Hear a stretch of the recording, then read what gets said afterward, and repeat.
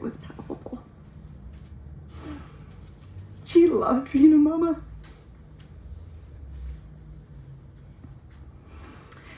In my own new mom experience, in the early days of motherhood and the height of COVID, Al was a lifeline for me. At any hour, she was on the phone to help me through the struggles of lonely, sleepless nights. But you have no idea what you're doing. I don't feel like you're drowning.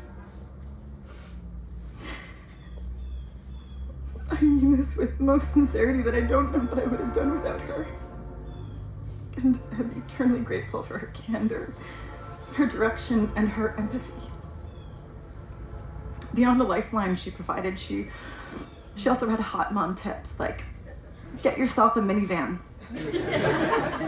Not for storage space, not for the extra seating, not for the automatic sliding doors, which are pretty cool, but for the bonus room it provided as an escape when you needed to enjoy your tea in peace.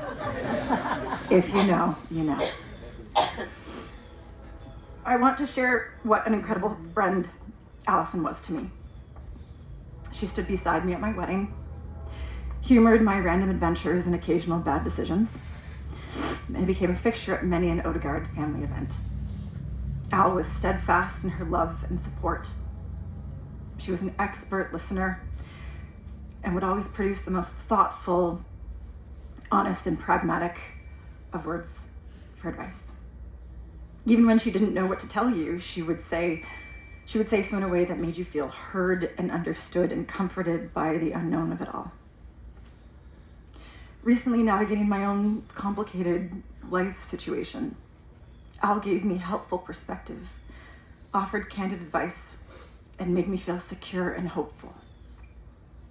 Something she told me once years, maybe decades ago, that still resonates with,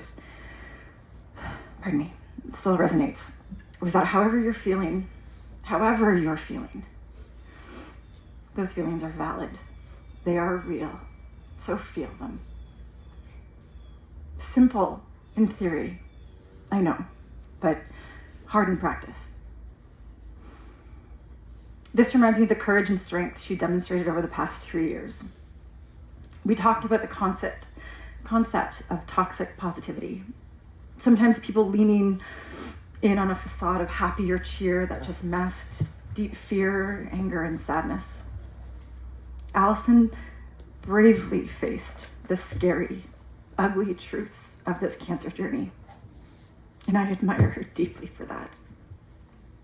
There were joys and levity and brightness, don't get me wrong, but there was also fear and sadness, and Allyson faced it and didn't shy away from it like the strong, stubborn, and courageous woman that she was. I could obviously speak for days about Allyson, but I'll finish with some things that I remember fondly.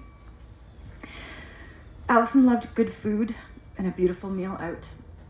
She loved road trips exploring Ontario towns and spending time at her beloved family cottage in Amberley. She loved music. I remember asking her what she thought of Taylor Swift's Midnights when it came out, and she responded, her first text back was giving me her personal rankings of the entire album from top to bottom, which was entirely accurate. It was great. And also going to see live music. She loved checking out boutique hotels and staying 2 nights, not one. This is an important fact or tip that Allyson swore by. Stay 2 nights. Just do it. It's to her best. She's not wrong. She loved gardening and porch hangs with a cool breeze. She loved cookies and ice cream, not necessarily together. She loved her dogs, even Jasper. How she hated Jasper.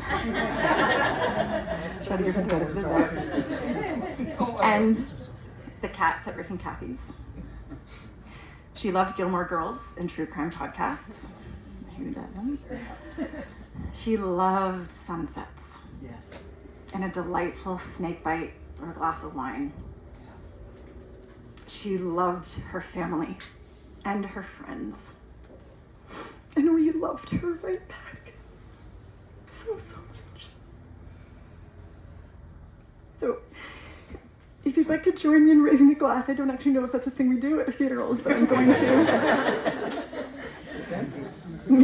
I got a bottle. May we never stop talking about Allyson, wrapping ourselves and her kids, most importantly, in memories, and carrying on her legacy through compassion, acts of kindness, and support for Jeff, Case, Hank, and Laura.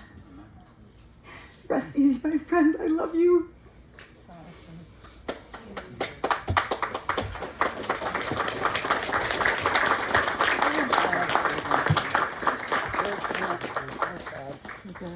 Oh, it's mini iPad. Oh, my God. Next up, Thamesford Public School.